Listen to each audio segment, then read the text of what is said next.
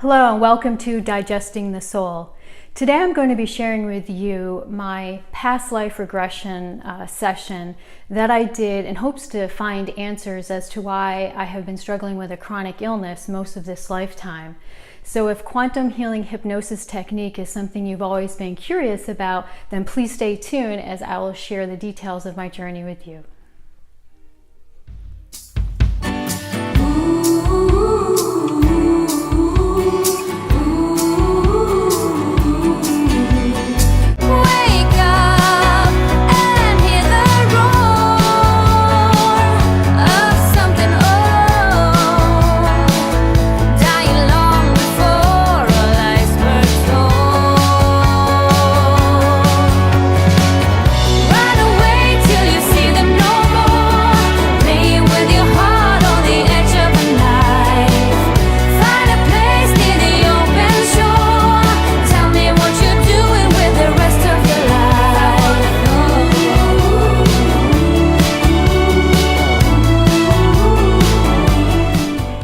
So many years ago, I read a book that outlined the theory that perhaps any physical illnesses or emotional traumas that we're experiencing in this lifetime may have a connection to a past life. And I always found that concept really fascinating, and I kind of filed it away.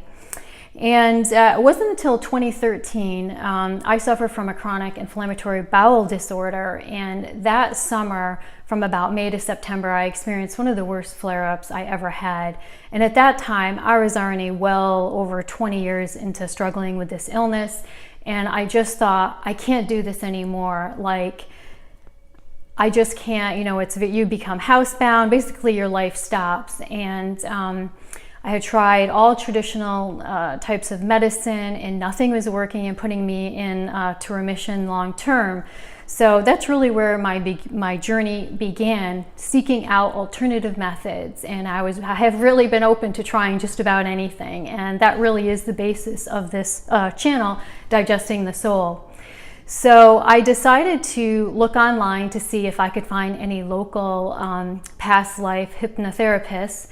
And I was going to attempt this. And during my research, I came across Dolores Cannon, and she's an absolutely fascinating woman. And chances are you know a lot about her if you've stopped on this video, so I won't go into too much detail. I will link her website below.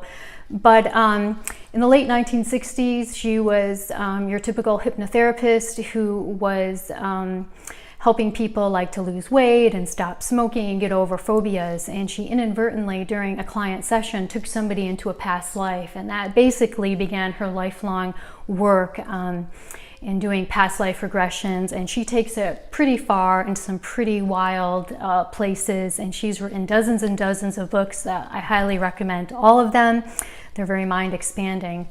So, she basically, through the decades of working with clients and started doing past life regression therapies, she was oftentimes finding, again, the correlation of a current illness or emotional problem related to a past life. But then she started doing something a little bit different. She believed that she was able to tap in during this trance state, what she termed your subconscious, what I think of as your higher self or your soul. She believed that in this deep trance state, and it's basically, we experience it every day. It's the moment right before you fall asleep and right before you awake. In that state, she believed that she could contact directly your subconscious, who was your all-knowing part of you, and you could ask any number of questions and it would give you answers and or solutions. And she really started using this specifically to help clients heal from their physical illnesses and emotional traumas. So she named this hypnosis technique quantum healing hypnosis technique. And so she developed her own training methods. It's still going on today. Unfortunately, Dolores passed over in, I believe, 2014. Her daughter is still continuing the academy. And their website, you can search on it and you can find everybody who's been trained all over the world, and you can narrow it down to your country and then also your state. So that's exactly what I did, and I found a local practitioner, and she, to my delight, did house calls. So I was able to have this session right in my meditation room, lying in my favorite recliner, which was just great. And basically the only prep for a past life regression session is that since you have the opportunity to directly ask questions to your subconscious or higher self, is you just prepare a list of questions for your practitioner in advance. And so what I did was sort of categorize my questions. Obviously, the most important for me was health. I wanted to know the root cause. And but then I also asked career questions and relationship questions. And really, there are no limits to the types of questions you can ask. And there really were no limits to how many questions I could ask either. So, what does it feel like to be regressed? This was my first time using hypnosis. And I have to say, I had hoped that maybe I wouldn't remember anything and I'd go into a deep trance. But the reality was I was semi-awake and I remembered the whole session. And one of the things my practitioner kind of coached me on before we began was don't resist what you're seeing or feeling or about to say. Just kind of go with the flow. You sort of have to suspend your disbelief. And I definitely had to do that. And it was just sort of being like in a light sleep, but I felt like I was consciously aware. My voice did change, and the one great thing about these past life sessions is they're always recorded, and I got my recording right at the end of it. PDF file was emailed to me, so you will be able to hear everything that you said if you don't remember it all, because they are long sessions. They tend to be anywhere from 2 to 3 to 4 hours. Mine averaged about 3 hours. And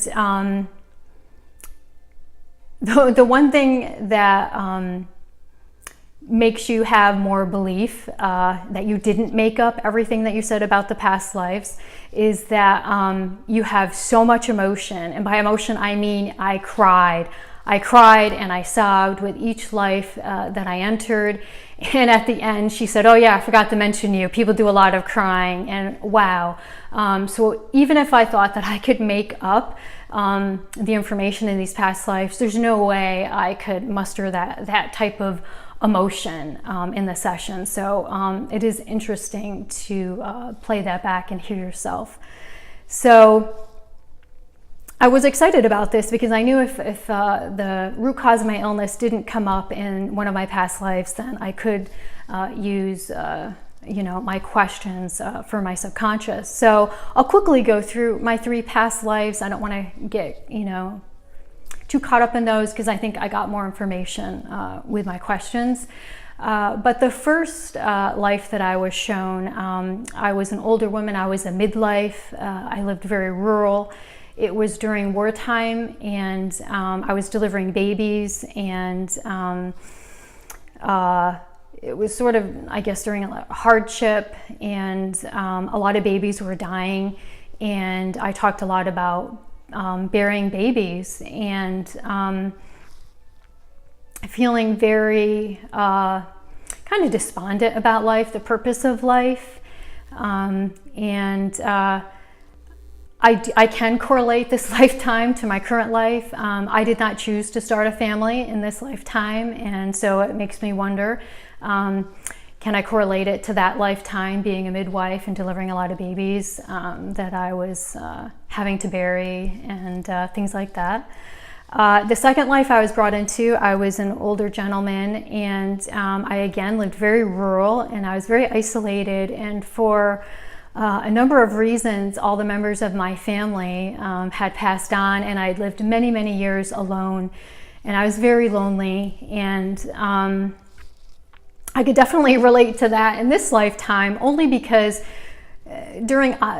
through a lot of odd circumstances, some my own, some others, I have been distant most of my life from my family, and we haven't been close. And I'm not one of those people that calls their parents every day or thinks of their parents as their best friend. And I have lived very, very, like, over 3,000 miles away from my family most of my life. So I could definitely, correlate that lifetime as well. And then the third lifetime that I was shown, probably the most powerful for me, was I was a woman in medieval times, and my village was raided, and we were all killed, and the weapons were swords at that time.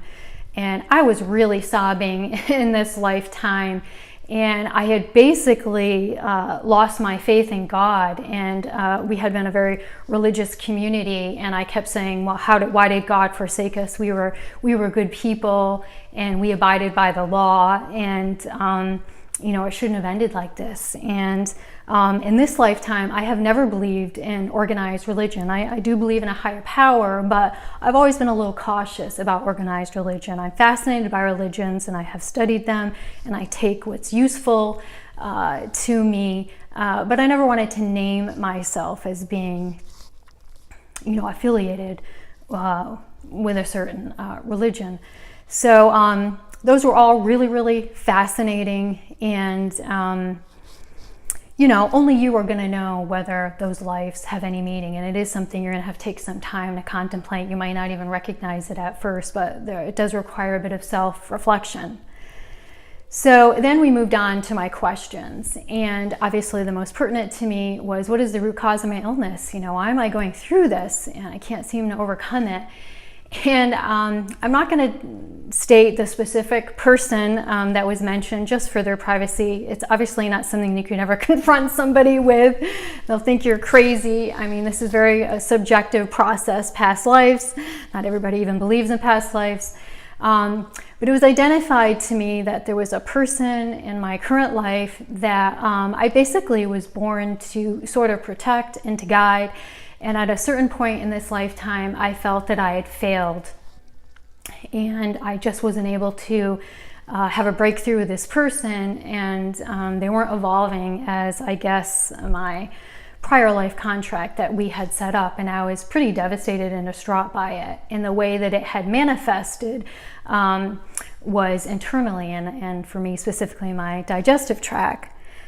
Now, this person was not the typical, what I'd call, the villain in my life. It was not the obvious person who had given me heartache that I would have thought that I had a lot of challenges with. And that was probably one of the more interesting things about it. And I have to say, I might have been in more disbelief if I hadn't previously in the year, I had worked with a woman who channeled, and she also had mentioned this person and said that there was an old life script that I really needed to investigate, that I needed to let go. And I remember thinking, I don't know, could it be that person? And then I had also worked with a woman who sort of did spiritual therapy, and she also had connected issues with this person. And then again, I really had a hard time thinking that I had any issues with this person. It's not someone who I identified. There were many other people I would have identified. So this did carry more weight in that sense, and just fascinating. And I think it goes to show that there are a lot of veiled situations going in our lives. And if we do come to this earthly incarnation to work out karma or to fulfill contracts with the people in our lives, we really are not aware of them.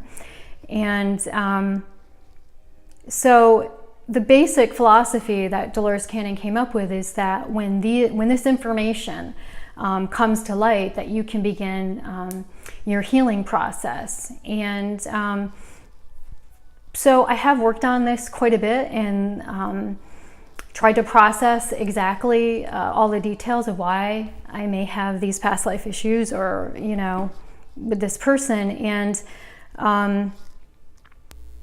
one of the things I was able to really meditate on and look back is about 6 months prior to the onset of my own disease, a major incident did happen to this person and affected my relationship with this person. And it was mind-blowing to me. And it kind of validated a little bit more that perhaps this illness was rooted and had a connection to this person and what we were going through at that time. And for whatever reason, I just haven't been able to literally digest or process or get over.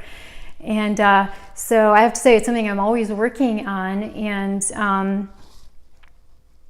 the information was valuable. I think at this point, having had a lot of time to reflect on this past life regression session, is I would like to have a second session with a completely different practitioner, and I would like to ask the very same set of questions and see what the answers are that I receive. And I think just having a scientific mind and trying to really want to validate this is the only way I'll specifically know if it's true or not, to the best of the subjective ability on this topic that you have. Hi, I realized after I shot the original video that there were two kind of crucial points that I wanted to make that I had left out, so I will just be inserting this section in. And one is, I wanted to let you know that it has been 4 years since my past life regression. I had mine on June 24th, 2014, so it's been a while, and I have not experienced a flare-up since that time, and that is significant for me to go that length of time. However, I also don't feel I can conclusively say that the improvement in my health is solely because of the quantum healing technique session that I went through. I definitely think that it has helped and has been illuminating, but I also, between 2014, 15, and 16, have tried many different alternative healing therapies and methods and worked with a number of different types of practitioners.